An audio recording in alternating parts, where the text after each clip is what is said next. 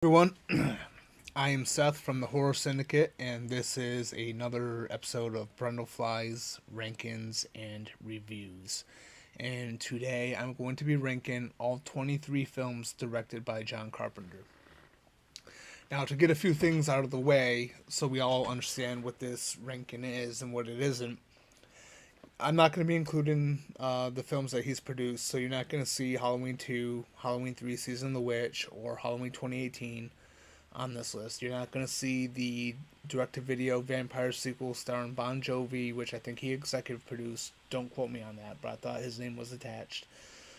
Regardless, it's not going to be on the list. I'm not going to be including stuff that he's written or contributed to as far as the writing goes, such as the Philadelphia Experiment and the Eyes of Laura Mars. Those films, they other writers came on and rewrote, so not everything is from Carpenter's scripts. And I'm not going to be including any of his student films because it'd be kind of unfair to stack them against his, I guess, major films. Starting with Dartstar, going all the way to The Ward. But I am going to be including the two Masters of Horror episodes. I know that Masters of Horror was a TV series, but it was an anthology TV series with different horror, writers and directors involved, and they are essentially short films. So I am including them in the category of film. Same goes for his TV stuff. The TV movies, they're included. This is Darkstar all the way to The Ward. And I'm going to be ranking them from least favorite to favorite.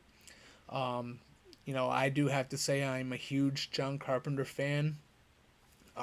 He is my favorite filmmaker. Just been a very inspiring person to me. And I own all 23 of these movies. I'm just a huge fan of his work. And I like all of these. I mean, even some of the ones that are going to be towards the bottom. But, just some of his stuff isn't as good as some of his other stuff. Am I right?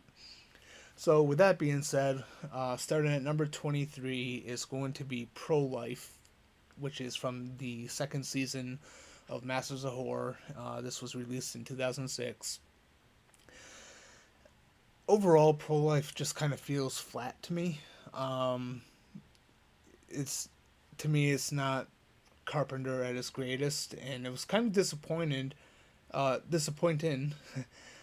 because obviously, as you can see on this list, Cigarette Burns was really good, and to follow it up with this, it just felt flat. Ron Perlman is good in it as like this ultra religious guy who gets his three sons to join him on a siege of an abortion clinic where his daughter's hiding inside. There's weird stuff happening with a monster or a demon. The concept isn't bad, and there's a lot of cool things in there, and there's a really gross kill. Um, but overall, it just felt flat. It felt like it was a story that maybe needed to be longer than an hour to kind of really flesh out. It's just not one of his greatest work. It's okay. It's, nothing I hate. I will watch it when I marathon all of his movies like I do. But Pro-Life is my least favorite John Carpenter film or story, whatever. So that's at number 23. Coming at number 22 is The Ward from 2010. This movie's not, I don't think it's as bad as its reputation. I think the problem with it is just this type of story and the twist that this story revolves around was done in a much better way in a different movie.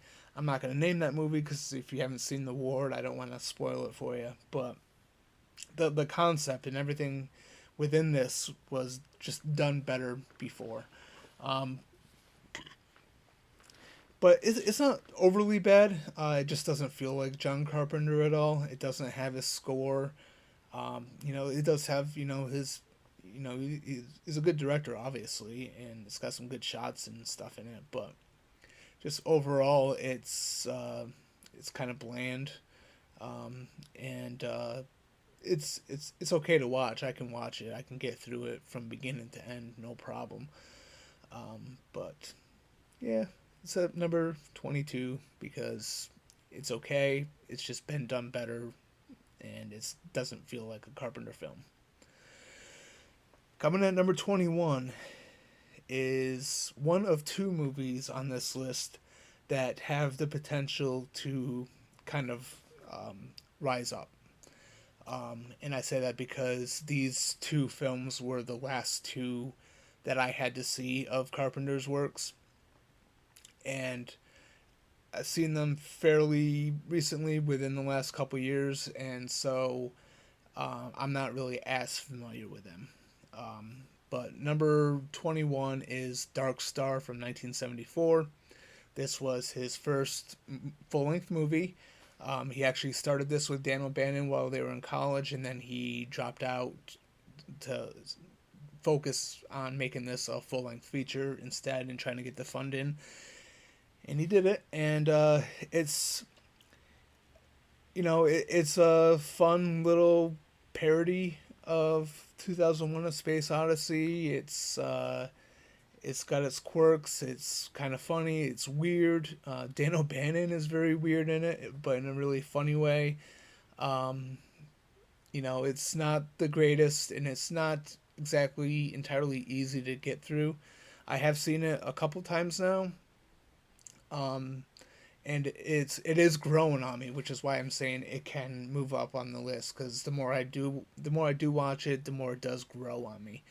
But as of now, Dark Stars at number 21.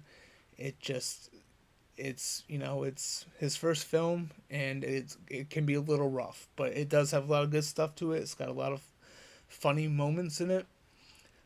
So yeah, if you haven't seen it, check it out. It's I got it on Blu-ray, so I think it's still available. So with that being said, coming at number 20 is Ghost of Mars from 2001. I like Ghost of Mars a lot. I think it's a fun movie. And Carpenter is always good at doing the siege type stories, and that's what this is. This is in a way, it's kind of like a Escape from Mars, because Ice Cube's character, Desolation Williams, is along that character type of Snake Plissken and Napoleon Wilson from Assault on Precinct 13. And you have all these people kind of inside this one building, and they're being surrounded. It's a cool movie, cool effects. The style of it is a little weird as far as like the editing and some of the in the story structure. It relies heavily on these weird fades and then flashbacks, and I don't know. I think it could have been structured a little bit better. It's a fun movie. I always get a kick out of that scene where one of Desolation's thugs gets high and tries to impress the hooker when they're cutting cans, and he accidentally cuts off his thumb. That part makes me laugh every time. So, yeah, Ghost of Mars is fun. It's got a lot of cool, the makeup effects are great, and the designs of all these people are great, and there's some cool kills in it. It's just, I think it could have been structured a little bit better. So that's why Ghost of Mars is number 20.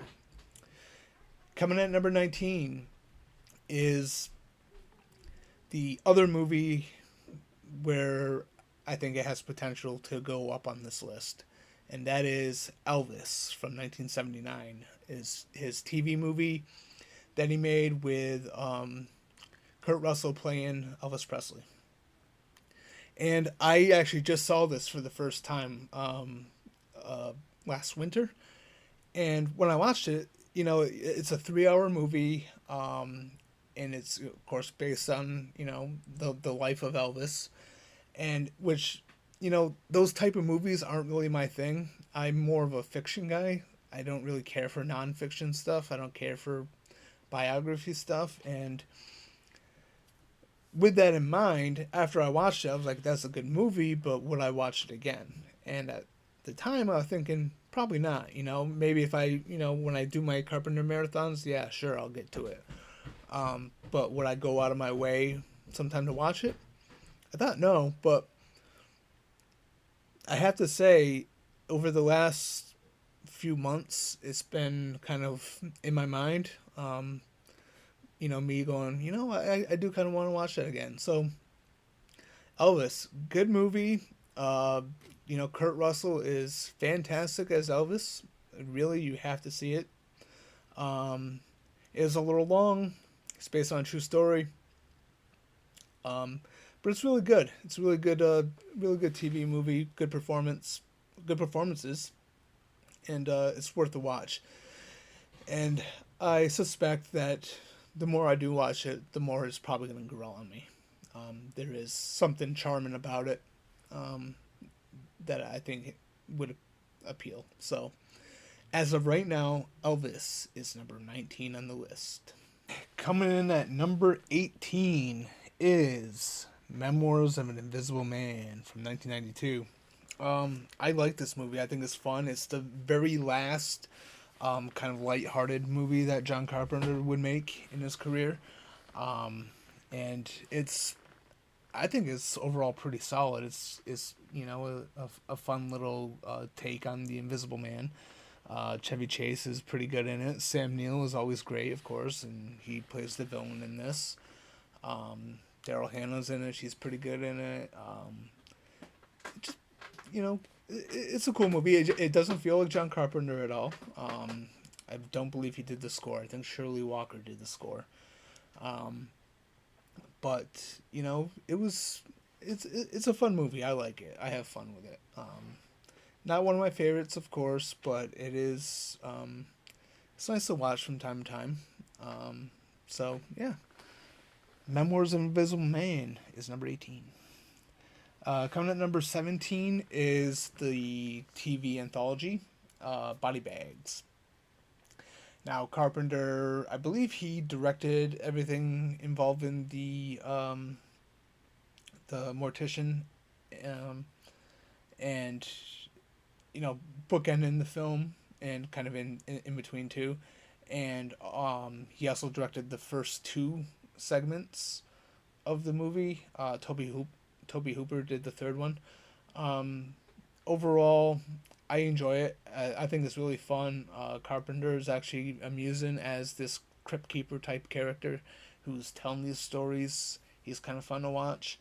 I think the big problem with this one, and the reason why it is so low here, is because out of the three stories, only two of them were good, and even with that, the best one, of course, is The Gas Station, the first story, directed by John Carpenter, and it's really awesome. Awesome in every way. And then the second segment that Carpenter directed, I believe it's called Hair, with Stacy Keach. It was okay, but it was, eh. Overall, it didn't have that sort of feel that the first story had. And then the third story was directed by Toby Hooper, and that was pretty good too, but nowhere compared to The Gas Station. So it's fun. It's got a lot of cool stuff to it. The Gas Station is an excellent short story. So Body Bags is number 17 for that reason. Coming in at number 16 is Village of the Damned from 1995. It's his other remake that he's done. I think it's a really cool movie. I've always liked it. Christopher Reeve is good in it. Kirstie Alley is good in it. Mark Hamill is good in it. He at one point tries to pull an Anakin Skywalker on all the younglings. And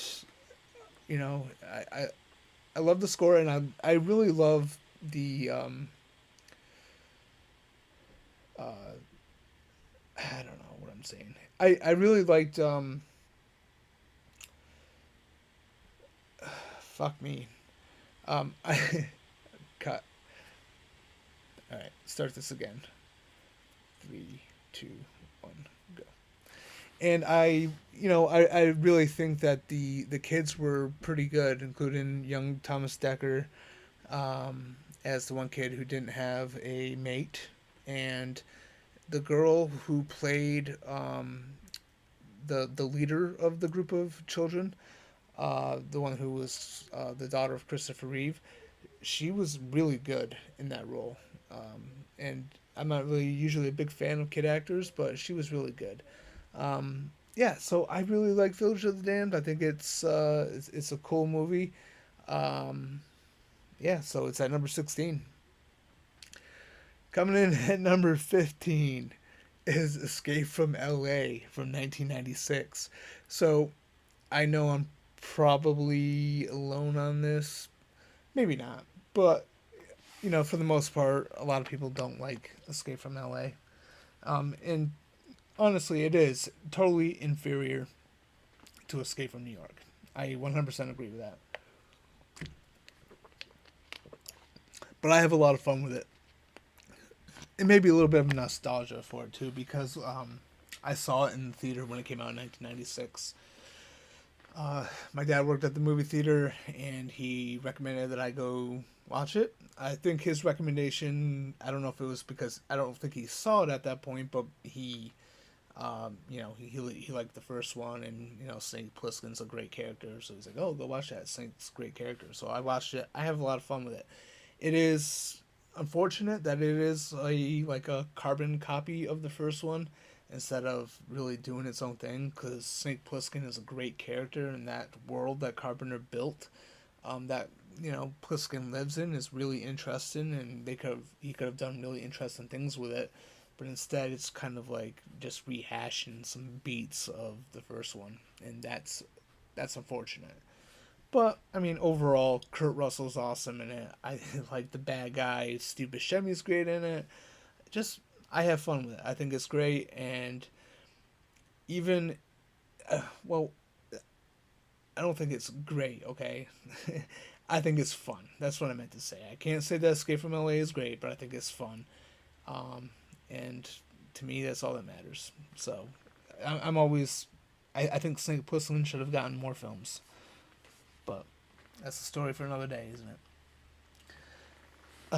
Coming in at number 14 is Big Trouble in Little China from 1986. Um, I suspect a lot of people are going to disagree with me, as always. But, I like Big Trouble in Little China, but it's not my favorite Carpenter film. It doesn't really have that effect on me that it has on most people. It's a really fun movie. Kurt Russell's great in it. It's got a lot of great humor. It's got a lot of great action, and um, just a lot of fun stuff in it. But it's just not one that has been particularly near and dear to me. It's good, and I have fun with it. I like watching it, but it's not my favorite Carpenter movie. And I know a lot of people have this probably in their top five, but I just don't, because I like a lot of his other ones better. But that's not to say that Big Trouble in Little China is bad, or that I think it's bad, because yeah, ranking at number 14 does seem like a disservice, but I enjoy it, but just not as much as some of his other ones. It's a fun movie. Coming in at number 13 is Someone's Watching Me from 1978. This was obviously a TV movie he made in 1978. He actually shot this before Halloween, but this didn't get released until after Halloween came out.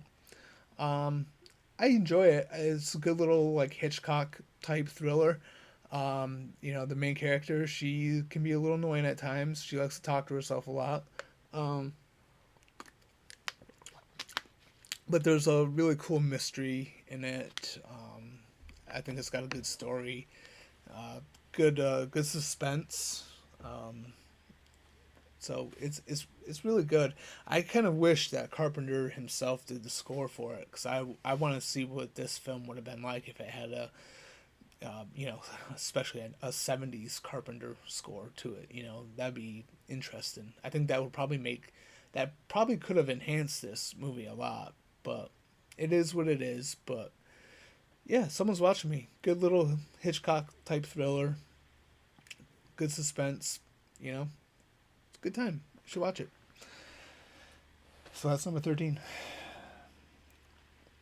Coming in at number 12 is Vampires from 1998. This is a totally badass movie. James Woods is fantastic. And Daniel Baldwin is, I kind of like to poke fun of him, poke fun of his performance in this movie, but at the same time, he's not too awful, I suppose. I really liked the story. I liked, I forgot his name, the actor that played Valak. He was awesome. He made for a great villain. A lot of cool visuals. I really liked the vampire western thing to it. So it's a cool movie. I enjoy it a lot. Vampires is awesome. So coming in at number 11 is going to be Christine from 1983. This is John Carpenter's adaptation of Stephen King's novel, and it's awesome. It's really awesome. It's got a good soundtrack. Obviously it's got the great Carpenter cinematography and visuals and direction that are great. Keith Gordon is awesome as Arnie.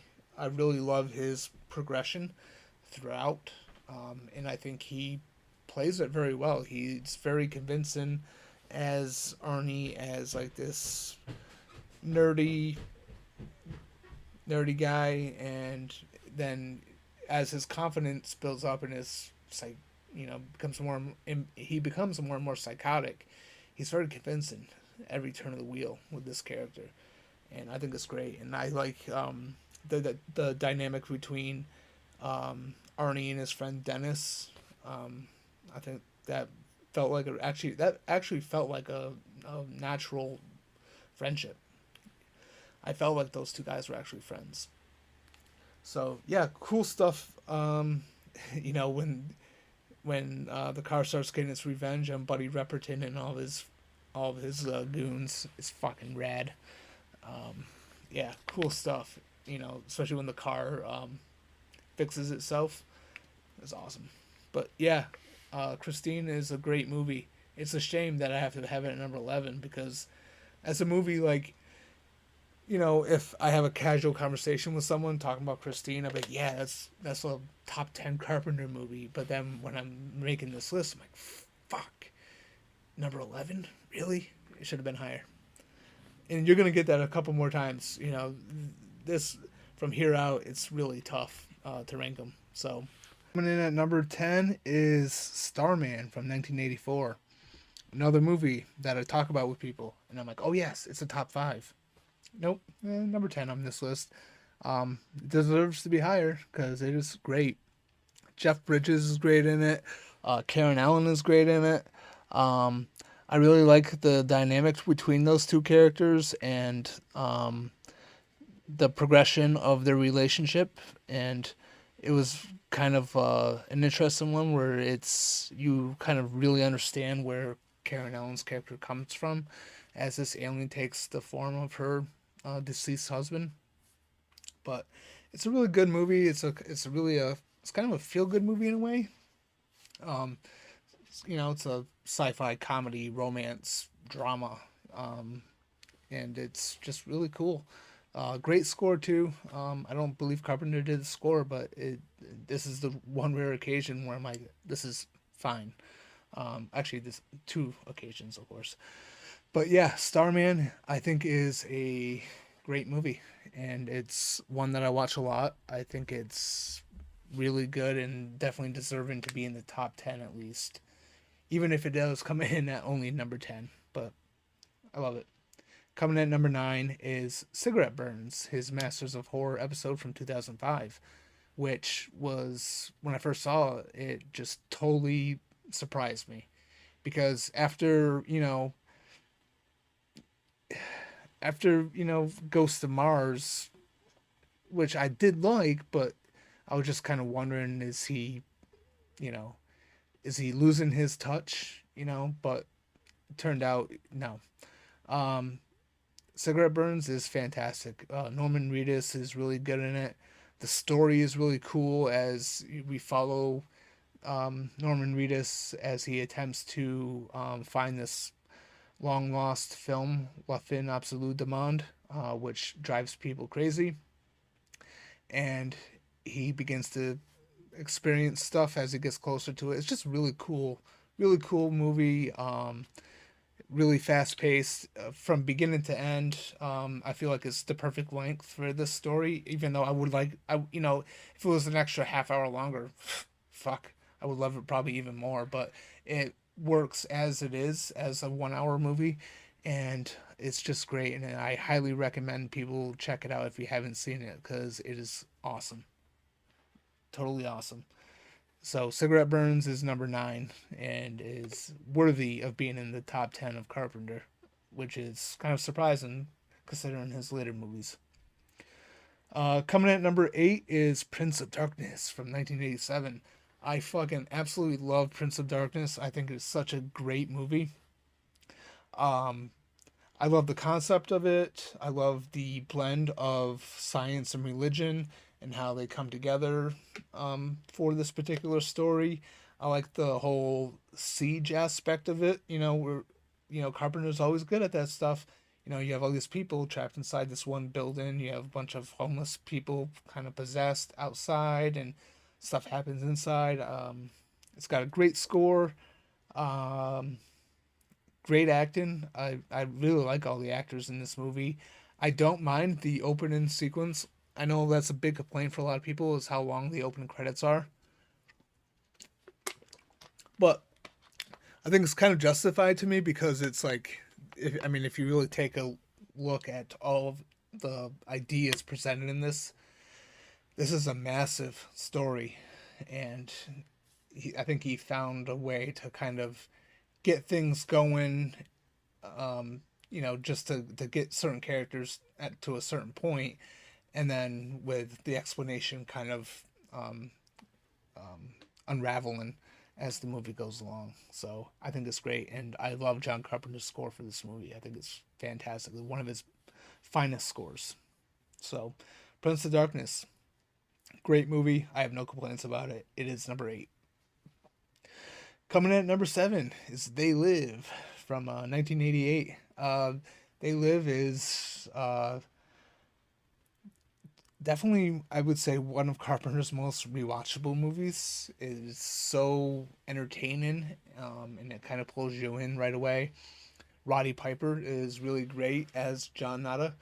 Uh, is it Keith David or David Keith? I get those two mixed up all the time. So one of the Keiths or one of the Davids or one of the David Keiths or Keith Davids uh, is awesome as the character that he plays in this as sort of like the friend to John Nada and his eventually partner in crime as they try to put an end to the satellite that's kind of controlling everyone and putting humans to sleep as this alien thing is happening. I don't quite think it's a horror movie. I know a lot of people do, and that's a big debate. Is They Live horror? And unlike something say like Invasion of the Body Snatchers, which you couldn't put in the horror section, Invasion of the Body Snatchers had a lot of suspense to it. It had a lot of horror elements to it as stuff was happening. Whereas They Live is more structured like a sci-fi action movie. There is a mystery that gets unraveled throughout, and there is some suspenseful stuff in it, but it is definitely aimed more towards the action side. There's a lot of gunplay in it. There's this fantastic fight scene which cannot be topped, although it was brilliantly mimicked on South Park. Those guys are great. But yeah, They Live, I think, is a great sci-fi action movie. If you want to consider it horror, you can, because I do understand the argument. Well, if you can call something like, Invasion of the Body Snatchers horror, why can't They Live be horror? And I've seen where some people have said where, the concept alone of, these aliens who have secretly invaded us and are secretly controlling us is a little bit scary. Um, I get that, but to me, it is shot and structured more like an action movie than a horror movie. Either way, it's a great movie. A lot of fun. Definitely one of the ones that I rewatch a lot. So They Live, can't say enough great stuff about it, especially with how fucking relevant it still is today. That's amazing, isn't it? This movie never needs to get remade because to me it's timeless. It's not really all that dated, um, and it's still totally relevant to some stuff that's happening today. So, yeah, They Live, number 7, awesome movie. Uh, Coming in number 6 is Escape from New York. Uh, yeah, this movie is fucking awesome. Um, the character of Snake Plissken is such a great character, and this world that Carpenter created, as I said when I talked about Escape from LA, is just so interesting. And the premise of this is really fun. With New York City basically becoming a prison, and you have to have like this very cynical badass guy go in to try to get the president and his tape that's gonna put an end to an upcoming war. And it's just really a fun concept, a lot of great action, a lot of great characters in this. It's great visually as well. And the score is awesome. I absolutely love the score. Definitely one of Carpenter's best. It's definitely up there. I should do a ranking of his scores, or maybe like a top favorite of his scores. I should do that sometime. But yeah, Escape from New York from 1981 is awesome sauce. Who says that? Ugh. Let's do that again. Escape from New York from 1981 is an awesome movie. Coming in at number 5 is Assault on Precinct 13. This is one that I had to make sure was in my top 5. I fucking hands down love Assault on Precinct 13. It's his action exploitation movie that he made before Halloween and Someone's Watching Me. So it was like before he took that dive into becoming the horror master. And we see an early sort of prototype of Snake Plissken with the character Napoleon Wilson, but he's not quite as cynical as Snake, and he is a little bit more happy. Um, and I just really love the story. I love the idea of there's like a chain of events.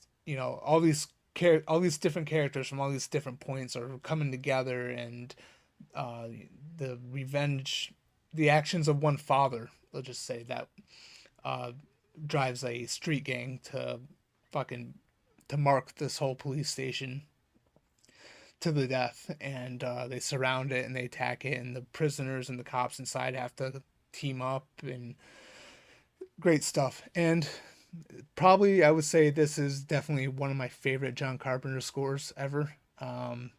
It's awesome. Yeah, so Assault on Precinct 13, if you haven't seen it, you should totally watch it. I think it's awesome. You may disagree, but it's my number 5, and I had to make sure it was on at number 5 at least. So there's that. Now here's where it's gonna get really interesting, because these remaining 4 are just so incredibly awesome as is, and so it's really hard to put them up against one another. And it's really kind of hard for me to do this, but number 4 is Halloween from 1978. I'm a huge Halloween fan. I think the first movie is absolutely incredible. It's a piece of art, to be honest with you, between Carpenter's direction, Dean Cundy's cinematography. You have Carpenter's score. You have this really interesting sort of mythology, um, and character stuff. With you got Sam Loomis and his theory about Michael Myers. There's a mystery of what's driving Michael, and you don't know. Laurie Strode becomes the girl in the wrong place at the wrong time, and she becomes targeted. It's which is something that actually happens, and it's totally scary, much more scary than them being siblings, if you ask me. But Carpenter's original Halloween is definitely a masterpiece. It is well loved for a reason, and it is just such a. I think it's just a beautiful film. It just comes together very nicely. Some areas that I don't particularly care for are some of the dialogue, particularly between the teenage girls. Um, I totally don't care for it that much. But that said, Halloween is one of my favorite horror films of all time, and it's one of my favorite John Carpenter films. And it's really hard to say that I'm putting Halloween at number four because it's deserving of the number one spot. But I do like the next three just a hair bit more. So coming in at number three is The Thing from 1982, and this is another difficult one too because there's a lot of people who would have this at number one or at least number two. Halloween and The Thing are usually considered to be um, Carpenter's two greatest films, and I couldn't agree more. I absolutely love The Thing. It's very atmospheric. I love the paranoia and the isolated setting and the makeup effects and the just the creature effects. Everything is so awesome in it. Ennio Morricone's score is great. This is it, just like Starman. This is one of those times where like I don't care that Carpenter didn't do the score because this is a great score. Kurt Russell's great. Keith David or David Keith. I don't know which one is which anymore. Is great in it as Childs. Um, yeah, just good stuff, man. This is absolutely one of Carpenter's finest films. Absolutely. And it's really a shame that I have to put it at number three. I know I keep saying that, but I fucking mean it. Just because it's awesome. But coming in at number two is The Fog from 1980. This, for the longest time, was my favorite John Carpenter movie, and I still love it to this day. It's probably the one that I have seen the most, to be honest with you. I love the ensemble of characters. I really like the backstory about Blake and his men and the conspirators, and I like the ghost aspect of it. I love the score for it. Definitely one of my top favorite Carpenter scores, just like a few of the other ones I mentioned. Um, yeah, the fog is there's something about the fog that really grabbed me. When I first saw the fog, when I was first starting to get into Carpenter stuff, many years ago, like over 20 years ago, back when I was in high school, the fog really grabbed me, and the fog I think is what really made me pay attention to Carpenter. I've seen some of his stuff beforehand. Obviously, I saw Escape from LA in the theater. I saw Halloween a lot, and all that. But The Fog is the one that really made me a John Carpenter fan. So The Fog is number two. I know that may be a little controversial because, like I said, I fully acknowledge the fact that The Thing and Halloween are considered, um, for the most part, Carpenter's greatest. But I like The Fog, and my number one choice just a little bit better than those two. So The Fog is number two. Coming in at number one is In the Mouth of Madness from 1994 slash 1995. And I put the slash in there because if you look up In the Mouth of Madness on like Google or even IMDb, it has the date of 1994. That's because it premiered at a Venice Film Festival in December of 1994, but it was released wide everywhere else in February of 95. So it's technically a 95 movie, but it's also kind of technically a 94 movie. So whatever. John Carpenter's In the Mouth of Madness is my favorite John Carpenter movie of all time.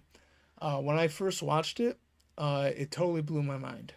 Now, it was actually from a recommendation from a Blockbuster employee. So me and my friend, we went to Blockbuster just to, look for a movie to watch, just kind of goof around, hang out in a video store, awesome times back then. And my friend really wanted to talk to this female employee. And so naturally, I was the one that got the conversation going. And along the way, we got talking about movies, and I mentioned how I was really starting to get into John Carpenter's movies, and she asked if I'd seen In the Mouth of Madness. I said no, and she's like, "Oh, you have to watch it." And so me and my friend, we watched it, or we rented it, and we went to his place and we watched it, and it just totally blew me away. And I had to watch it again, and I had to watch it again, and me and my friends were just talking about it nonstop, and I was telling people about it, and like eventually when I got the DVD, I'd ask people, have they seen it? They say no. Here it is. You have to watch it. So, In the Mouth of Man, and to be honest with you, I haven't had anyone who I've let borrow that movie say that they didn't like it or didn't care for it at all. Everything has been overwhelmingly positive. I know that online it's a little different. It seems to be a hit or miss. It definitely has a large group of fans, but I saw some people that just don't care for it. But anyway, Sam Neill is awesome as John Trent. It's my personal favorite Sam Neill performance out of his entire career. I love it. I love the Lovecraft angle to it. I guess the aspect of this other world and these ancient ones. Really cool stuff. It's got a little bit of a Stephen King nod to it too, with it being in a small New England town. Um, it's just a great movie, a really fun journey to follow. And it just totally gets crazy by the third act, and it is awesome. So yeah, In the Mouth of Madness is my favorite John Carpenter movie. I really love the story. I love the characters, especially the main character. Um, I just love everything about it. That scene where they go to the church and that mob comes, and the doors swing open, and at first it's Johnny Boy, and they just keep swinging open and close, and then it goes to Sutter Kane. It was just such a cool moment in the movie. With not only the visual, but also with like the score at that point. I don't know. It's just an awesome movie. I would highly recommend In the Mouth of Madness. It is my favorite Carpenter movie. So there it is. That is my ranking of all 23 films that Carpenter has directed. I totally expect a lot of people to disagree, especially when it comes to, I would say, when it comes to the top five, or maybe even top 10. A lot of lists are going to be totally different, especially with the number one and the number two spot. Not saying that my opinion is correct at all.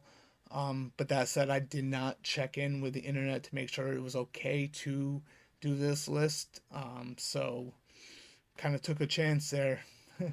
um, but yeah, no, I love Carpenter's films. I'm a huge John Carpenter fanboy. Um, and it, this is a video I've been wanting to do for a while, because I've been wanting to do something where I ranked all his movies, or talked about all his movies at least, because I love the majority of his filmography here. Um, Probably, ProLife is probably the only one I'd be like, I'm a little iffy about, but oh, maybe The Ward too. But just he's got a good he's got a good filmography, a lot of interesting movies. Um, he's very, I think, original, and he does have some stuff that's like kind of like borrowed or inspired by other movies. He does. Assault on Precinct 13 is kind of an homage to Rio Bravo. Um, and he's got a couple remakes, of course, or readaptations with The Thing and Village of the Damned. But for the most part, he's a very original guy, and all of his works kind of stand apart from each other. He's clearly not a sequel guy. That's why there's only one sequel that he's directed. So that's pretty interesting. So anyway, how would you rank his movies? Have you seen all of his movies? If not, how would you rank the ones you have seen? Definitely feel free to put them in the comments, because I definitely want to read people's opinions on all these movies. So if you like this video, give it a thumbs up. If you didn't like this video, give it a very sad thumbs down. Okay, make sure that what you do is you take a tear, right, and then you just Click. I know, I'm an asshole. I know. I know. My girlfriend tells me that every day. So anyway, if you like this video and you're new to this channel, check out all the other videos we have. We have plenty of other videos where we rank stuff. We go over horror collectible stuff. Um, you know, Ray has a lot of videos where he goes through his collection, where he talks about certain sets. He's got a great video about how Scream Factory needs to do Elm Street, stuff like that. I have other videos where I do rankings, reviews.